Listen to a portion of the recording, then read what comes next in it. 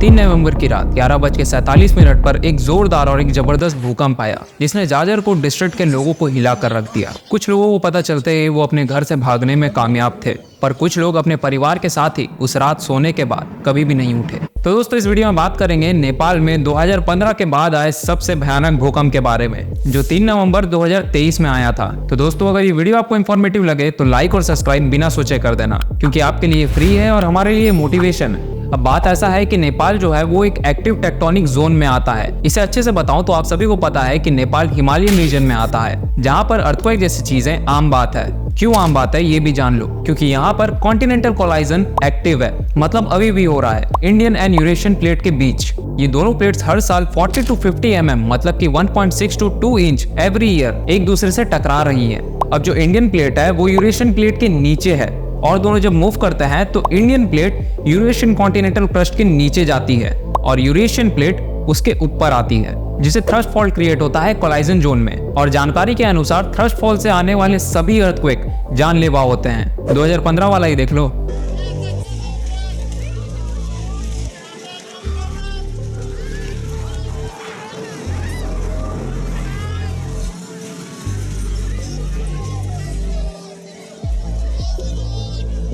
अब बात करते हैं इस अर्थक्वेक के बारे में। तो यूएसजीएस यूनाइटेड स्टेट जियोलॉजिकल सर्वे ने ये कहा कि 5.7 मैग्नीट्यूड का अर्थक्वेक था ये, और इसका डेप्थ गहराई 15.6 किलोमीटर्स का था, और 250 और भी शॉक्स आए थे इस मेन अर्थक्वेक के साथ, जिसमें से 6 अर्थक्वेक 4 मैग्नीट्यूड्स के थे और बाकी सब लुल्लू पुच्चो। इस मेन अर्थक्वेक का एपिसेंटर था रामीडंडा, जो कि जाजरकोट डिस्ट्रिक्ट में आता है। अब बात करते हैं कि 3 नवंबर में आने वाले अर्थक्वेक से क्या क्या प्रॉब्लम्स आए। तो according to national disaster risk reduction and management authority 140 लोगों की जान जा चुकी है और 375 लोग अभी भी इंजर्ड हैं, और ये ऑनगोइंग है, मतलब कि इसके नंबर और भी ज्यादा बढ़ सकते हैं, जिसमें से 88 डेथ्स जाजरकोट डिस्ट्रिक्ट में हुआ है और 52 डेथ्स वेस्टर्न रुकुम डिस्ट्रिक्ट में से। इन मौतों में आधे से भी ज्यादा बच्चे थे। जी हाँ, 78 और मोर। रिलेटिवली ये अर्थक्वेक ज्यादा पावरफुल नहीं था, क्योंकि ये 5.7 मैग्नीट्यूड का था। फिर भी इतना ज्यादा डैमेज क्यों हुआ, ये सवाल उठता है। तो बता दूं कि जाजरकोट और रुकुम डिस्ट्रिक्ट रीजन के अधिकतर घर सब स्टैंडर्ड कंस्ट्रक्शन पर बेस्ड थे। इसका मतलब कि इन घरों का क्वालिटी उतना ज्यादा अच्छा नहीं होता जितना होना चाहिए। इस वजह से 200 से ज्यादा घर गिर गए, वो भी उस समय जब सब कोई सो रहे थे। इसमें से बहुत सारे घर लकड़ी और पत्थर से बनाए हुए थे। टोटल की बात करें तो 35,321 हाउसेस अफेक्ट हुए हैं, वो भी नेपाल के 12 डिस्ट्रिक्ट्स में से। और तो और इन 12 डिस्ट्रिक्ट में से सबसे ज्यादा अफेक्ट किसी डिस्ट्रिक्ट को पड़ा है तो वो है वेस्टर्न रुकुम डिस्ट्रिक्ट, क्योंकि यहाँ के 17,792 हाउसेस कोलैप्स हो गए, मतलब कि पूरी तरीके से गिर गए। नेपाली ऑफिशियल्स ने कहा है कि 5,000 हाउसेस को डैमेज हुआ है। वेस्टर्न रुकुम में 2,136 हाउसेस पूरी तरीके से खत्म हो गए और 2,642 हाउसेस को बहुत ही कम नुकसान पहुंचा है और 4,670 हाउसेस को बहुत ही माइनर डैमेज पहुंचा है। रुकुम डिस्ट्रिक्ट के हम टोटल डैमेज के कॉस्ट को अगर कैलकुलेट करते हैं इंडियन रुपीस में तो होता है 2 बिलियन रुपीस, और जाजरकोट में 905 घर पूरी तरीके से खत्म हो गए और 2,745 घरों को बहुत ही कम नुकसान हुआ है। अब अर्थक्वेक आया है तो लैंडस्लाइड्स भी तो आएंगे।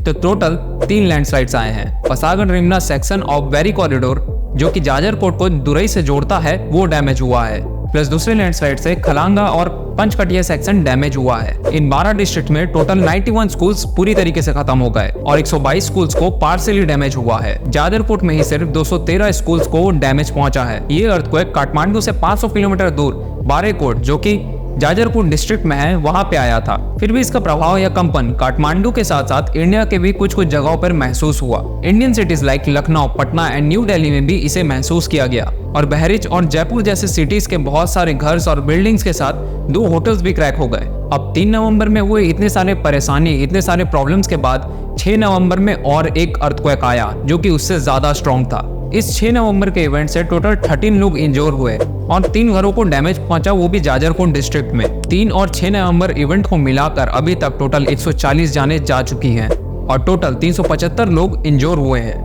क्योंकि अभी भी लोगों को गिरे हुए घर के मलबे के नीचे से निकाला जा रहा है। अब बात करते हैं कि क्या रेस्पॉन्स है नेपाल की गवर्नमेंट का और फॉरेन कंट्रीज का क्या कहना है इस पूरे इवेंट पर। नारायण प्रसाद भट्टाराई, जो कि स्पोक पर्सन है नेपाली होम मिनिस्ट्री में, इन्होंने कहा कि सिक्योरिटी फोर्सेस को डिप्लॉय कर दिया गया है सारे अफेक्टेड एरियाज में, प्लस हेलीकॉप्टर्स को भी डिप्लॉय कर दिया गया है एड्स और स्टाफ्स के साथ। और सोल्जर्स को भी डिप्लॉय कर दिया गया है ताकि लैंडस्लाइड की वजह से जितने भी रोड ब्लॉक हुए हैं उन सबको क्लियर किया जा सके। नेपालगंज जो कि एक सब मेट्रोपॉलिटन सिटी है बांकिन डिस्ट्रिक्ट में, वहां के हॉस्पिटल्स में 100 बेड्स को अलॉट कर दिया गया है अर्थक्वेक विक्टिम्स के लिए। प्रेसिडेंट रामचंद्र पौडल ने दुख जताया जितने भी मौत हुए हैं और जितने भी प्रॉपर्टीज को डैमेज हुआ है उस पर। बाद में उन्होंने अपने 10 डे विजिट को भी पोस्टपोन कर दिया जिसमें वो फ्रांस, इटली और जर्मनी जाने वाले थे 8 नवंबर को, और पेरिस पीस फोरम में पार्टिसिपेशन को भी कैंसिल कर दिया जो कि 10 और 11 को होने वाला था। प्राइम मिनिस्टर पुष्पा कमल दहल ने भी इस इवेंट पर अपना शोक जताया। प्लस 4 नवंबर को पीएम अफेक्टेड एरियाज में विजिट किए अपने हेलीकॉप्टर में 16 मेडिकल वर्कर्स के साथ। अभी तक टोटल 41 मेडिकल वर्कर्स को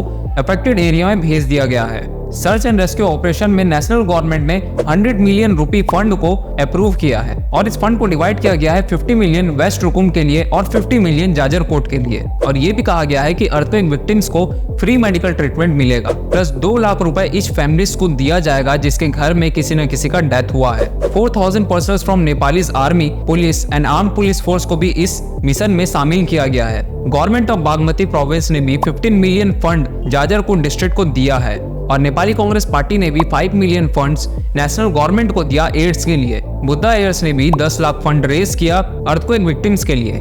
इतना ही नहीं, नेपाल टेलीकॉम ने तो वॉइस, एसएमएस और वाईफाई को भी फ्री कर दिया अपने यूजर्स के लिए, रुकुम ईस्ट, रुकुम वेस्ट और जाजरकोट डिस्ट्रिक्ट के लिए, वो भी 5 दिनों के लिए, ताकि इमरजेंसी सिचुएशन में कम्युनिकेशन में कोई प्रॉब्लम ना हो। ये था पूरा नेपाल की गवर्नमेंट, उससे जुड़े पार्टीज और इंडस्ट्रीज के हेल्प नेपाल के लिए। अब बारी आती है फॉरेन कंट्रीज की, तो सबसे पहले जानते हैं कि भारत ने क्या हेल्प किया नेपाल के लिए। प्राइम मिनिस्टर नरेंद्र मोदी जी ने इस इवेंट पे शोक जताते हुए ये कहा कि नेपाल के साथ भारत हमेशा से खड़ा था और खड़ा रहेगा और सारे पॉसिबल हेल्प करने को तैयार है। भारत ने 21 टन्स ऑफ ह्यूमैनिटेरियन एड को नेपाल में भेजा, plus expert team of national disaster response force को भी भेजा रिलीफ एंड रेस्क्यू मटेरियल्स के साथ। Pakistani caretaker of prime minister Anwar ul Haq Kakar ने शोक जताते हुए ये कहा कि वो सारे पॉसिबल तरीके से नेपाल को हेल्प करने के लिए तैयार है। China's ambassador to Nepal Chen Song कहा कि वो टेंट्स और ब्लैंकेट्स को भेज रहे हैं China south Asian countries emergency reserve से, और दूसरे रिलीफ मटेरियल्स वर्थ 100 मिलियन को भी भेजा जाएगा नेपाल में। रशियन प्रेसिडेंट व्लादिमीर पुतिन ने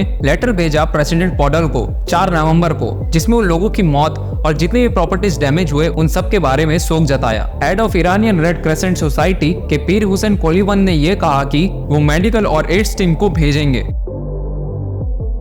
तो दोस्तों बस यही था full analysed explanation video on recent Nepal earthquake के बारे में। दोस्तों उम्मीद है कि इस वीडियो में आपको सारी जानकारी मिल गई होगी और आप भी प्रे करिए और मैं भी प्रे करूंगा कि नेपाल बहुत जल्द इस ट्रेजेडी से बाहर आ सके। और जिन्होंने भी अपने परिवार के सदस्यों को खोया है उनके बारे में या उनके दुख के बारे में हम कुछ कह तो नहीं सकते, पर फिर भी मैं भगवान से प्रार्थना करूंगा कि उन्हें हिम्मत मिले। तो दोस्तों ये चीज़ मैं फिर से कह रहा हूँ कि अगर आपको ये वीडियो इंफॉर्मेटिव लगा तो एक लाइक और एक सब्सक्राइब जरूर से कर दीजिएगा, क्योंकि आपके लिए फ्री है और हमारे लिए मोटिवेशन से बढ़कर है। जय हिंद, जय भारत।